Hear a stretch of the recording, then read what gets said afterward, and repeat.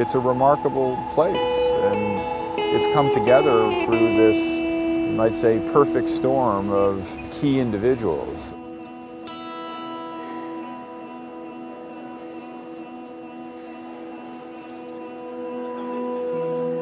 Es una transformación. Bilbao es conocido en el mundo hoy día, no era un lugar conocido. Ha puesto Bilbao en el mapa.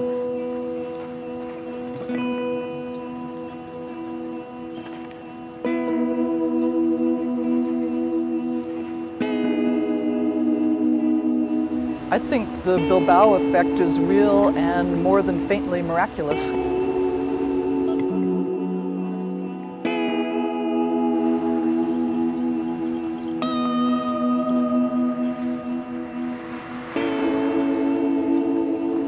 It's a thrilling space, it's a very active space.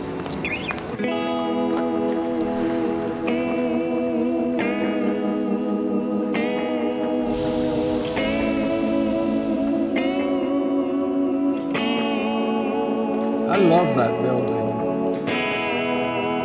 Go to the museum and then you go down to the docks and you feel that both are at home. We took a long walk up on the hills over here and looked down. We'd had a few drinks, all of us. And I saw this bridge and there was a brick factory on the site. I don't know what got into me. I pointed to this and said, there.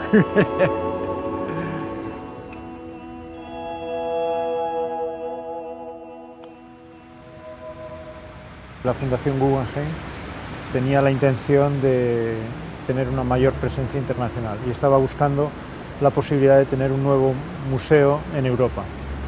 Cuando oímos de este proyecto, de esta idea, nos pareció que sería un sueño si Bilbao pudiera acoger este Museo Guggenheim, pero evidentemente en aquel momento se veía como algo muy difícil de realizar, pero sin embargo muy interesante de intentar. Well, in the early 90s, the issue for the Guggenheim was to develop more space to show its permanent collection. I got a call one day from Tom Krentz, and he said, please meet me in Bilbao this weekend. And I'd heard about Bilbao from Richard Serra, who'd been here a few years before and told me what a beautiful industrial city this was, and this wonderful aesthetic along the river. One of the things I loved about Bilbao when I first went there was the industrial cohesion of the city. The fact that you had the mines and the boats and the big ships coming right in and the port and all the traders, and it was a very heavy industrial town. I went to the opening. Frank came out. He says, Jim, you tell him, Jim. He says, tell him what? He says, they said to me, does my building intimidate the art that's in it? And I says, no. He said, this place is a welcome. I said, there's so many spaces in here to put something that's so different.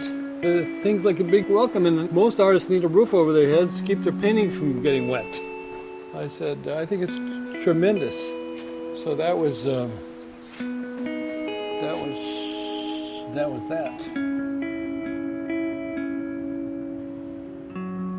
I told Frank to go to Bilbao, and I told Tom to go to Bilbao, and they did finally. And I think it was because of the foresight of the people in Bilbao. I also think that it was a coincidence of timing. The Basques asked me when I met them, can you do a Sydney Opera House? And what they meant was, can you make an icon that people from all over the world will identify and come here? You had this moment in time where you had a kind of museological condition in the world that suggested, should the artist design to fill the museum, or should the museum be flexible and expand to accommodate the art?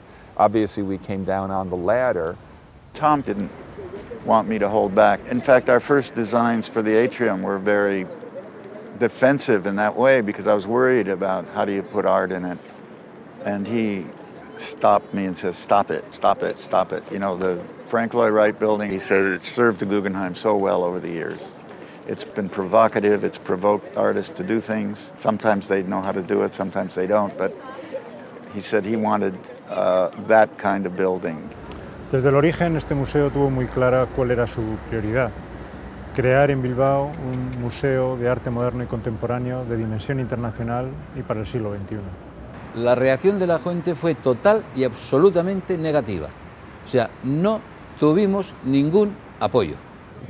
There were struggling years to get it designed and built. Siempre este proyecto ha estado envuelto en una controversia, en un escepticismo y en una crítica feroz, yo diría, ¿no? Yo cuento una anécdota.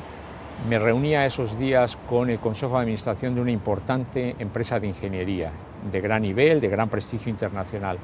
Y su presidente me dijo: John, que sepas que ese proyecto es inconstruible. Y yo me quedé absolutamente sorprendido y asustado. Partíamos de una situación de una crisis profunda, pero había el convencimiento de que teníamos que asumir grandes riesgos si queríamos triunfar. I had originally said to the president that I didn't think Bilbao was likely, and when he said, what would it take? I said something like, well, think of the Sydney Opera House and think of Centre Pompidou, and then think bigger, because if it was going to have the impact that they wanted and we wanted, it in effect would have to become a destination, and that somehow the museum had to be at a scale that established itself fairly powerfully on a world stage. Good evening, I'm Jim Lara. Now a new Guggenheim. A marvel of technology. Guggenheim Museum. The museum was inaugurated yesterday. CBS News. It's like nothing you've ever seen before. Yo el momento que recuerdo con mayor calidez es el día 19 de octubre, cuando unos minutos antes de las 10 de la mañana estábamos viendo cómo lentamente se iba formando una cola de público muy diverso, que estaban ya haciendo una cola para ser los primeros que entraran en el museo. Y eso realmente fue quizá el momento en el cual yo tuve más la sensación de que aquel trabajo de esos 6 o 7 años realmente iba a empezar a dar sus frutos.